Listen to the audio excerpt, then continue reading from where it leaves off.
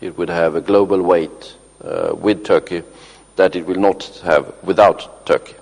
And Turkey is, of course, of particular importance in a number of respects. I mean, it has an economic dynamism, it has a demographic potential. I think it also sends the signal to the world that the European project is about integrating everyone.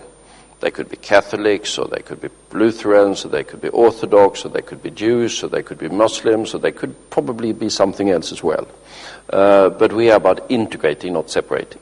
And I think that sends a very powerful message of what Europe is supposed to be to the outside world. But clearly, there's a need for reforms in Turkey.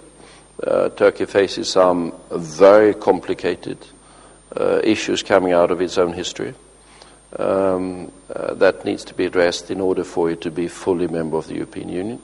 The European Union, having gone through the entire process of setting up the Lisbon Treaty and now struggling with some of the economic problems of its southern members, needs to also regain the strategic perspective of enlargement, which I think has been somewhat missing in the last few years. Unity within diversity. Unity in diversity. Hopefully Turkey will become a part of that unity. Yeah. Last month, the Lisbon NATO summit was held and the new strategic concept was approved. Do you think that it was a successful meeting? Do you believe that the European Union and the NATO will be able to find a common defense security policy together? I think it did, and I think the valuable thing with papers of this sort is less the paper than the process, in the sense that you had a rather sort of extensive debate among the NATO countries and also among others, Sweden among them, that lasted for a couple of years, when you looked at the Atlantic Alliance and see what is it going to do for its members, how can it interrelate and work together with countries like Sweden and Finland that are outside. We organized, Sweden and Finland, a big seminar together with NATO to discuss those particular aspects, and that was a very fruitful discussion. And what came out of it was, of course, more of an understanding of the need to work together also in broader coalitions. Afghanistan is, of course, the prime example of that, but Kosovo is another example of that. So I think the process was extremely useful and has increased the potential of NATO for its members and for its non-members as well. Sweden and Turkey went through a crisis this past March when the Sweden's parliament passed on a resolution on the Armenian genocide. Actually, right now, there is the potential that the United Nations House of Representatives might be passing on a similar bill. Have the relations been normalized since then between Sweden and Turkey? And what is your opinion of the resolution that was passed?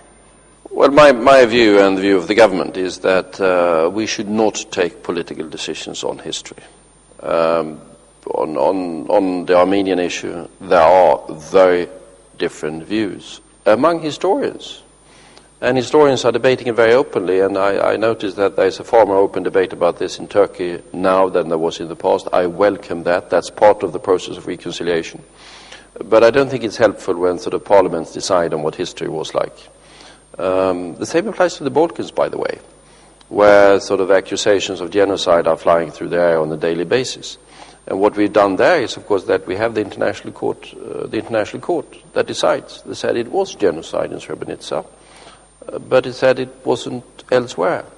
And we respect those decisions. But if we were to have the different parliaments of Europe decide on where was genocide and where was not in former Yugoslavia, I think we would rather aggravate the problem and make difficulties for the process of reconciliation. And what happened in 1915 or in that entire period was huge human tragedies. I do understand the suffering that is felt by the Armenian people to this day around the world. So the process of reconciliation between Turkey and Armenia is immensely important. But it's for Turkey and Armenia, not for political decisions in faraway countries.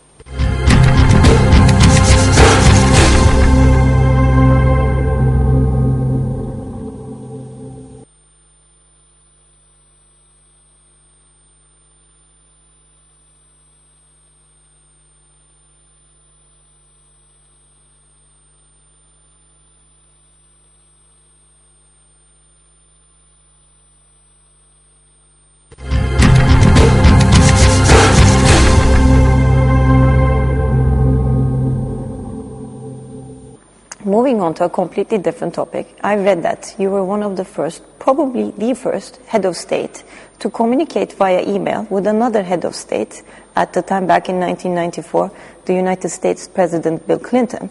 And you've actually been very progressive in your use of internet and digital technology, and you have one of the most widely read blogs in Sweden.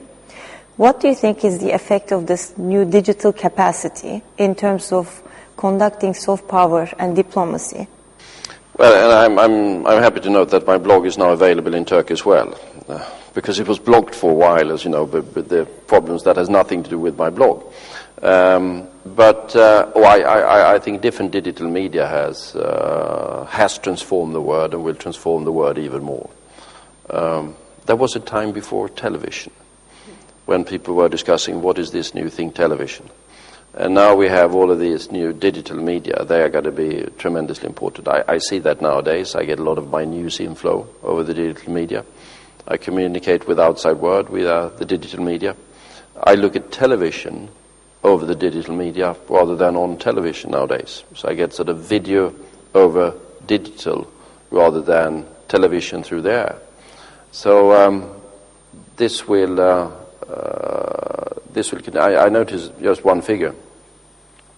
In Sweden, the bandwidth use, which is a measure of how much these things are used, is now increasing, doubling every 6 months. And Sweden might be somewhat ahead of the curve, but that's where the world is going. Tremendous increase in our dependence on different digital means of communication. On a similar topic, the recent WikiLeaks scandal has raised a lot of debate all around the world as to the level of transparency that should be used in diplomatic dealings. What are your views on the future for digital diplomacy as a result of the WikiLeaks scandal? Well, I think diplomacy nowadays is far more open than it's ever been. I mean, there was a time, if you go back to the pre-1914 times, when secret diplomacy was the norm and one knew absolutely nothing about the different alliances and different non-alliances between different nations. That was often seen as a cause for what eventually happened in August of 1914. Now I think that sort of 90% of what we do is open. And as a matter of fact, if you look at the different WikiLeaks so-called revelations, they're not particularly sensational. I mean, gossip, the one bad report there, and the sort of bad American diplomat sometimes saying bad things, but the essence, we haven't learned anything that is new. That means that the secret diplomacy is roughly following the public diplomacy.